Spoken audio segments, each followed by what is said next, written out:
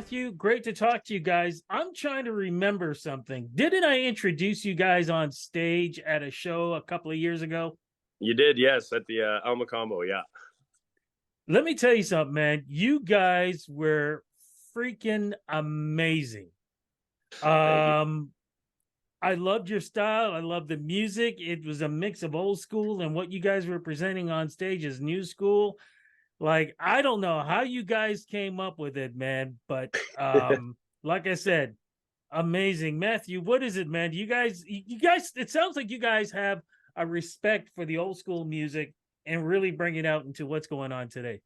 Well, the way we really started the band was before we even had songs to write. We were learning covers. We were learning all the songs that we love to play: the Michael Jackson, the Stevie Wonder, the Prince, and all we knew in the beginning was we wanted to go out and we wanted to perform. So we started performing the real songs, the real music, and then changing it and trying to adapt it to a newer sound.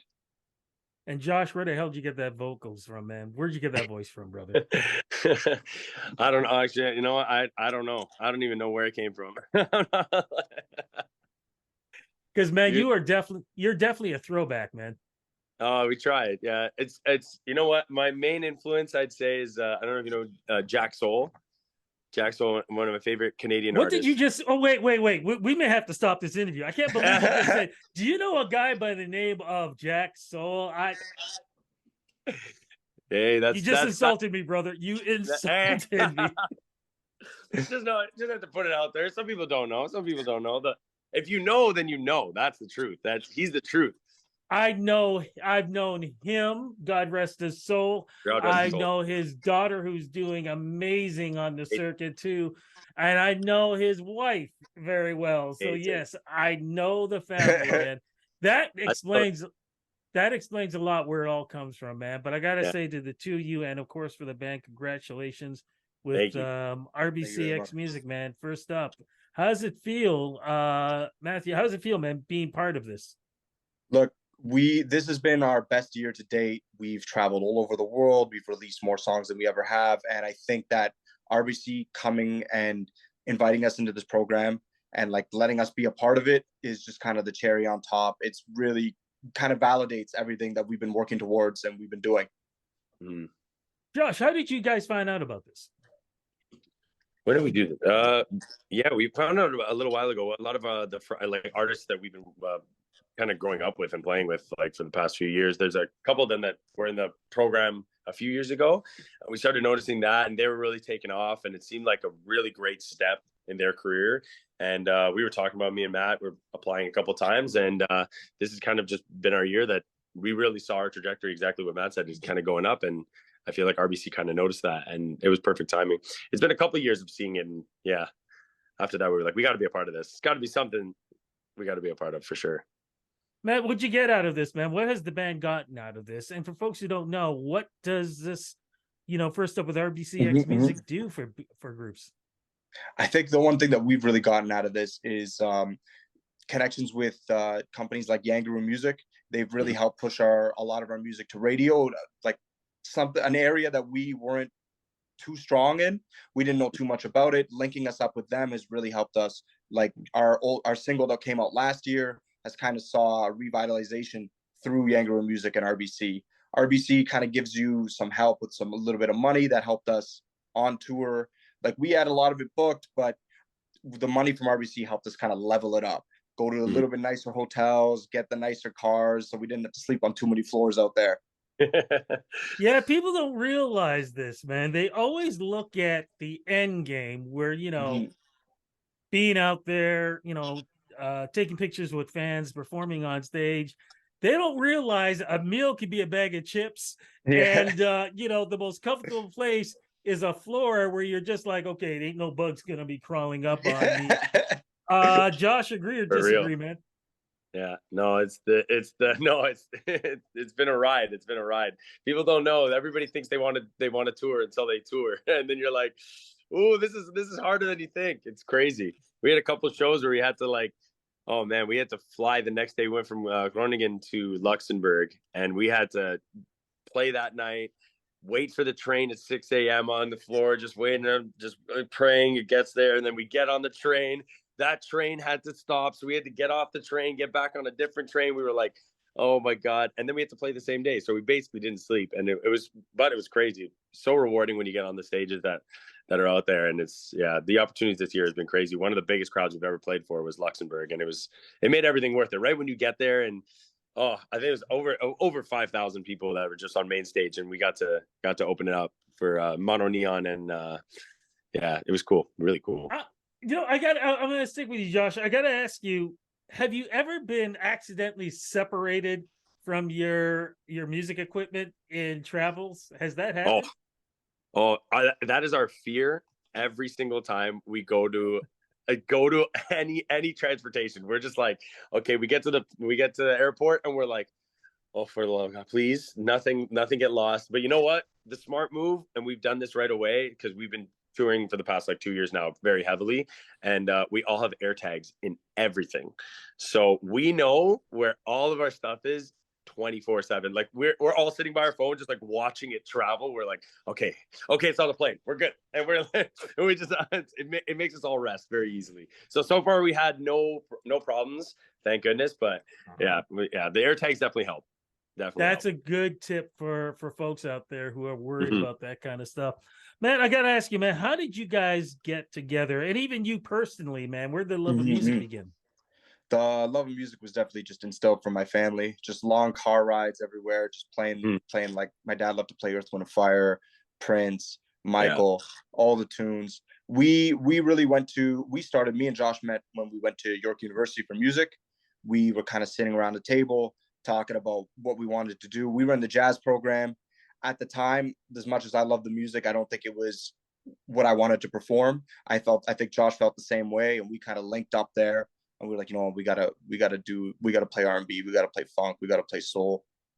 And through kind of going through school, being in the scene, we kind of met up with more and more of the members. It was like I knew our piano player Cole. I was like, we gotta call Cole. We were rehearsing one day, and our guitar player Malik busted through the door, and he was like, I want to play guitar for you guys. And then kind of fell into pieces. Then we got our drummer Jason. He lived with Cole. He was always upstairs, and we were like, you know what, man, you play drums. Come play with us. Play some drums. Yeah. And then our newest member Jake, he was a good friend from Cole's. Cole lives in Aurelia, and he was a good childhood friend of his. He played piano too, and we were like, does he play guitar? And Jake was like, yeah, I play guitar. He was the only dude we could find. Yeah, and he's the man. He's the man.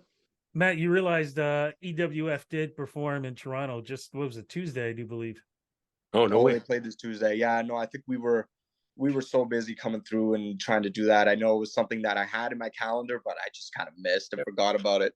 Yeah, no, he played with Lionel Richie. So and Josh, just so you know, I did meet EWF. So I'm gonna throw that one over to you too. And I've interviewed Lionel Richie a couple of times also. All right. So just so you know where my history is going. All right. Do I know Jack? So I'm never gonna let you down on that one, man. Hey, listen, I've said Jack Soul so many times, even while we tour. Like, if we're ever out, like we tour when we hit the US as well. Like, a lot of people don't know Jack Soul, and I saw Jack Soul when I was like 10, I believe, and we saw him at like Wonderland, like way back when he used to perform Wonderland, and he signed a CD for me, and he's like, that was like one of my biggest inspirations when I was growing up, and he got me really committed to the music. He said it to me. He's like, you got to keep going, you got to do it, man. And that was it for me. I was like, all right, I'm doing it. I'll do it. I'll commit to music. Just curious, man. What's your favorite Jack Soul song? You know what? It's not Still Believe in Love, even though that everybody loves Still Believe in Love. And that's a great song. We play it all the time. I want to say Every Sunrise, I think. I want to say that one's my favorite. Yeah. Or you know what? No, it's Shady Day. Shady Day is the best one. Shady Day is crazy track, and Getting It On. Getting It On is a crazy track. If you don't know that one, that's an old one. Getting It On is a good one. What about you though, man? I mean, we talked about Jack Soul. But I mean, inspirational for you. What is it about that style of music that you love so much? I know for myself, since I'm an old school kind of guy, growing up, a lot of times, especially the funk songs. I mean, come on, Yeah, because sure. back in the day, we danced and we danced with each other. So you needed those songs to do that. But when it came to the slow tracks, if you didn't know how to approach a woman, or well, we call them women, even though they were young girls back then, you used the lyrics to those slow songs to be able to approach and say something to them. What about yourself, man, growing up and listening to those songs? How did it affect you musically? I think there's. I think Oh yeah, hold on. Yeah. This was Josh, Matt. This was for Josh. Oh, sorry. Yeah. I think growing up, even Matt said it, like driving in the car with your parents and stuff like that. You're listening to all the old school music. Yeah, you can dance, you can do all that, but you know what? It's kind of our style that we kind of put together in this next album. Even is everybody writes songs about approaching girls or like dance with girls or meeting in a club or whatever. And I think we were trying to branch this style for the past few years of like disco funk and R&B. And we now recently found as we've like performed together and grown together in the past like 6 years of being a band, is like how to make the disco music with the dance and all that good stuff with the soulful, like sexy R&B vocals that like speak to everybody. And that's kind of been our branch of music that we kind of put together. We're like creating disco R&B, and that's like our new genre. And that's all the new album, all that kind of stuff. And that's all of our years of like meeting all these new people, talking to people, and like growing as artists, and meshing those two things together has been our sound now, and kind of turned us into like this disco R&B group, which is like the old school with the new school. You know what I mean? And the sexy vocals and kind of stuff. Matt, I gotta ask you something, man, because personally I see it because I'm from old school. Have people forgot how to dance with each other? And I'm talking about the younger crowd. Ooh, yeah. You know what? I feel like right with us, we're really trying to build a community of dance, so they can dance however they want to dance. But I do think that one of our big moves is to try and get people to dance with each other, and we say it on stage. And is that, come on, like, this is a community. Don't be afraid here. Be safe with each other, but dance with each other. This is going to be a slow song. It's going to be a sexy song. You've been looking at that person all night. Go talk to them. Go talk to them. Go dance with them. We want to see people interact and connect at our shows and our concerts, and we want that. I do agree that it's been a while. We force people to do it, but it's very we find it very not that often. Sorry, that it's voluntary. Yeah. We got to make them do it. I don't know if the younger, and I can call them youngsters. I don't know if the youngsters even know how to slow dance or what they would do or where they would put their hands. And it's even funnier too, because, recently I've been rewatching some of the old, what the hell is it? Degrassi Junior High. No. Degrassi Junior High. Those kids knew how to slow dance. Their dances. It's like, come on. If they know, how can our kids not know? But it's crazy. Josh, I want to ask you though, man, how did you guys come up with your stage appearance? Because it looks great, man. Thank you. Yeah. That's been an ongoing, honestly, a difficult ride for us to get through what we've been through. So like the first years we did like the suits thing, the matching blue suits. And then we went to like, oh, we're more of this other band. So we're going to do like the old school kind of like almost boy bandy look. And then ever since we kind of found our sound in the past like 2 years, it's been, let's go for our own each unique kind of look to how we feel disco feels to us, or disco and R&B feels to us. So I'm like, as a front man, for me specifically, I say I wear a lot of loud clothes, like as you can see, like a lot of like bright colors, loud colors, as long as we sit in the same kind of scheme. So we sit in like certain colors and we all kind of pick through those. And as long as they kind of all hold that kind of like dark green / orangey / burgundy, we all know that that's kind of our colors. And then we all pick our own kind of disco style to that. And as it's grown and as we've like toured, we're all like, yo, that shirt, that's a you shirt. You got to get that. And then they're like, all right, sick, this is my new shirt for the next like couple shows. And it's like, we kind of all been doing that for the past few years. And then eventually it's kind of lined up to some cool outfits. We're not at the Earth, Wind and Fire level yet, where it's like, where they rock some wild stuff, and I love it. But we're hoping that's the next year. We'll see where we get to. No, I think you're at the Cool in the Gang. Yeah, when I say that, that's what it reminds me of. I'll take that. That's what it definitely reminds me of. Awesome. So Matt, you're talking about music. What music do you guys have out right now that we can chomp on? Got you. Right now we got one of the songs that's really been like I said with Yangaroo that's been popping off is our song Boys Don't Sob, kind of like a future funk, new funk, R&B-esque tune. And then we got our latest release, On to the Next One. No, sorry, that was not our latest release, but we got On to the Next One. That's more about driving funk, like you blast it in the car and you have a good ass time. And then we got Shine. So Shine was really cool because that has a feature of Braxton Cook, like really great R&B saxophone jazz player, somebody we've been looking up to for a long time. So we kind of reached out to him. He was yeah, let's do it. Let's make a song together. And we have him ripping amazing solo right at the end of the tune. Yeah, it's cool. You know what? And Matt, I'm going to stick with you Yes. on this. It's nice to see that you guys are giving the brass instruments the love.